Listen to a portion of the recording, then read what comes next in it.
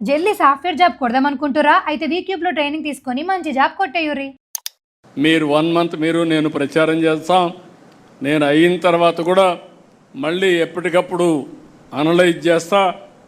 Graph పెరుగుతూ ఉందా, graph తగ్గుతుందా, కాన్స్టిట్యున్సీ కానీ వ్యక్తి కానీ రాష్ట్రం కానీ అన్నీ కూడా ఎక్కడికక్కడ దీన్ని అధ్యయనం చేసుకుంటూ మనం ముందుకు పోదాం. నేను ఎన్నికల ముందు ఒకే మాట మీకు చెప్పా, నన్ను డీటెయిల్స్ అడగద్దండి, సరైన నిర్ణయం తీసుకుంటాను ఆ రోజు చెప్పా. ఆ రోజు నన్ను నమ్మారు, ఎవరు క్వశ్చన్ చేయలేదు.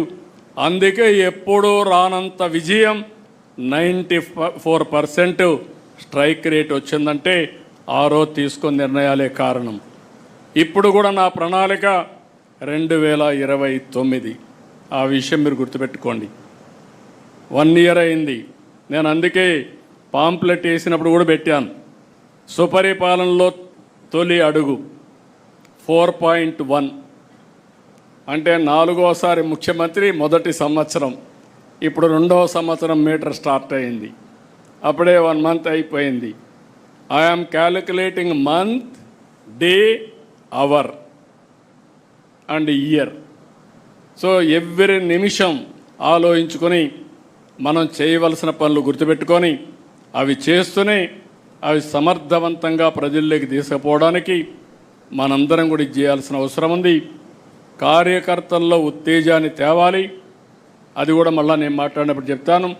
అదే సమయంలో ప్రజలకు అందుబాటులో ఉండాలి.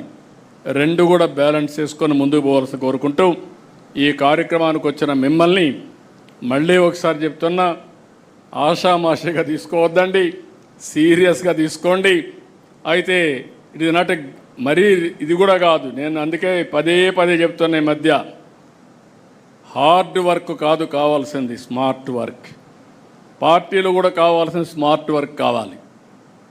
ఆ టెక్నిక్స్, ఆ స్కిల్స్ మీకు వస్తే చాలా ఈజీగా ఉంటుంది, సులభంగా ఉంటుంది. రెండవది, ఎంజాయ్ చేసే అవకాశం కూడా వస్తుంది. ఎప్పుడు కూడా ఫెటిక్ వస్తుందంటే కారణం ఇష్టం లేకుండా పనిచేస్తే. ఇష్టం లేకుండా పనిచేస్తే కష్టం అనిపిస్తుంది, ఇష్టంగా పనిచేస్తే ఆనందాన్ని, ఎనర్జీని పెంచుతుంది. ఈ విషయం కూడా మీరు గుర్తుపెట్టుకోవాల్సిందిగా మరొక్కసారి కోరుకుంటూ, ఆ దిశగా సుపరిపాలనలో తొలి అడుగు గ్రాండ్ సక్సెస్ అయ్యేటిగా 30 days. ఇంకొక పని లేదు, no exemption, no permissions, no టానా, నో ఆట. మీరు అవన్నీ పెట్టుకుంటే మాత్రం ఈడ లేనిపోని ప్రాబ్లమ్స్ వస్తాయి.